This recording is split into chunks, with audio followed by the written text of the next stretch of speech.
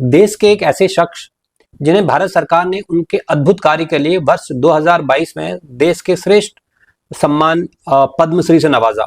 राज्य सरकार ने 1 करोड़ रुपए की राशि उन्हें पुरस्कार के स्वरूप में भेंट की, लेकिन आज मात्र 2 वर्ष के बाद उनकी आर्थिक स्थिति ऐसी हो गई कि उनको अपने गुजारे के लिए 73 वर्ष की आयु में भी मजदूरी करनी पड़ रही है।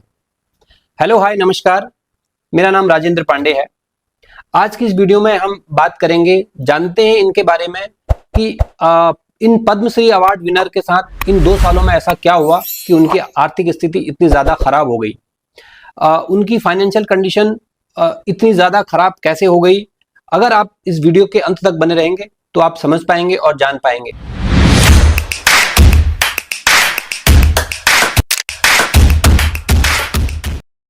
आज की इस वीडियो में हम बात करेंगे श्री दर्शनम मेगुलैया की, जिनको वर्ष 2022 में भारत सरकार ने पद्मश्री से नवाजा। ये जो शख्स हैं ये तेलंगाना स्टेट से आते हैं और एक आदिवासी हैं। आदिवासियों में एक वाद्य यंत्र है जिसका नाम है किन्नेरा। ये ऑलमोस्ट विलुप्त हो गया था और ये खत्म होने के कगार पे आ गया था, लेकिन दर्शनम मेगुलैया ने इस यंत्र को रीइन्वेंट किया और इसको वापस से ये बना पाए कि इसको लोग बजा पाए और इन्होंने इसको वापस एक पहचान दी। उनके इसी अद्भुत कार्य के लिए सरकार ने उनको रिकॉग्नाइज किया और वर्ष 2022 में उनको पद्मश्री से नवाजा। ये एक बहुत पिछड़े वर्ग से आते हैं और एक आदिवासी हैं। इनका एक बड़ा परिवार है, इनके 9 बच्चे हैं। आज इनकी हालत ऐसी है कि इनको मजदूरी करनी पड़ रही है और मजदूरी से अपना गुजारा करना पड़ रहा है। बेसिकली हुआ क्या कि इन्होंने जो भी इनको पैसे रिवार्ड में मिले थे स्टेट गवर्नमेंट से, लगभग 1 करोड़ रुपए इनको की धनराशि मिली थी और भी बहुत कुछ कमिटमेंट सरकार ने की थी जो उनको मिले भी होंगे या मिलने बकाया है, लेकिन 2 सालों के अंदर ही इन्होंने वो सारे पैसे गवा दिए और आज इनकी स्थिति ऐसी है कि उनको अपने गुजारे के लिए भी या अपनी फैमिली के लालन पालन के लिए भी मजदूरी करनी पड़ रही है। तो बात दर्शनम मेगुलैया की हो या केबीसी के विनर मिस्टर सुनील कुमार की हो, आपने सुना होगा कि उन्होंने केबीसी में 5 करोड़ रुपए जीते थे और कुछ समय के बाद उनकी हालत बहुत ठीक नहीं थी। या हम बात कर लें रेमंड के ओनर मिस्टर विजयपत सिंघानिया की, और भी बहुत सारे ऐसे शख्स हैं जिनके हम एग्जाम्पल देते हैं पुअर फाइनेंशियल प्लानिंग के लिए। तो क्या उनके साथ ऐसी दिक्कतें रही जिसकी वजह से उनकी फाइनेंशियल कंडीशन एक अच्छे मुकाम पर पहुंचने के बावजूद भी फाइनेंशियल कंडीशन अच्छी नहीं रही।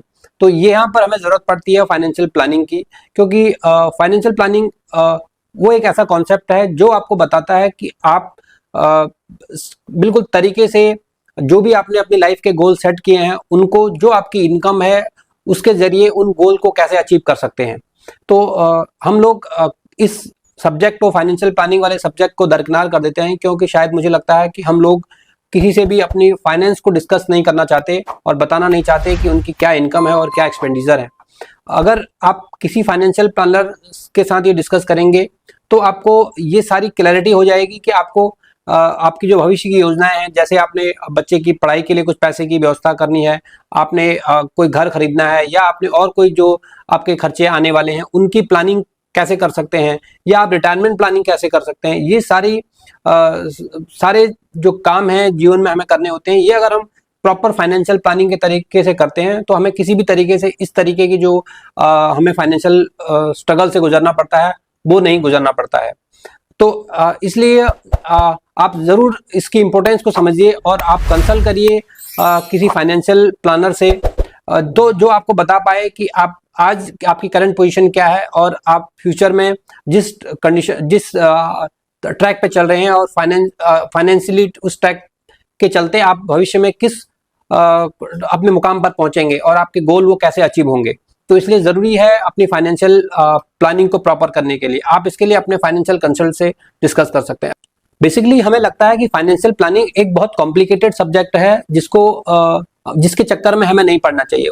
बेसिकली फाइनेंशियल प्लानिंग कोई ऐसा कॉम्प्लिकेटेड सब्जेक्ट नहीं है जिसको आप आसानी से समझ सकते हैं, जिसमें हम ये देखते हैं कि आपकी क्या करंट इनकम क्या है, आपकी क्या इन्वेस्टमेंट प्लानिंग है, क्या आपने सेविंग करके रखा है, क्या आपकी इंश्योरेंस प्लानिंग है और क्या आपकी रिटायरमेंट प्लानिंग है। इन सब को कंसिडर किया जाता है फ्यूचर के को ध्यान में रखते हुए, और इसी के लिए हम एक रोड मैप तैयार करते हैं और उसको फॉलो करते हुए आप अपने सारे गोल्स जो भी आपके लाइफ हैं उनको आप इजीली अचीव कर सकते हैं। और अगर आप फाइनेंशियल प्लानिंग के बारे में हमसे कुछ डिस्कस करना चाहते हैं तो आप दिए गए नंबर पे हमसे कांटेक्ट कर सकते हैं, या आप आपकी कोई क्वेरी है या आप कुछ जानना चाहते हैं तो आप हमें कमेंट भी कर सकते हैं।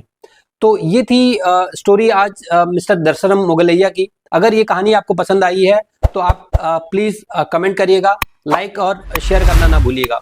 और अभी तक अगर आप इस चैनल पे नए हैं तो आपसे रिक्वेस्ट करूंगा कि आप इस चैनल को सब्सक्राइब भी कर लीजिएगा, ताकि इस तरीके की इन्वेस्टमेंट और इंश्योरेंस से रिलेटेड इन्फॉर्मेशन आपको हम टाइम टू टाइम देते रहते हैं। Thank you so much. Thank you for watching.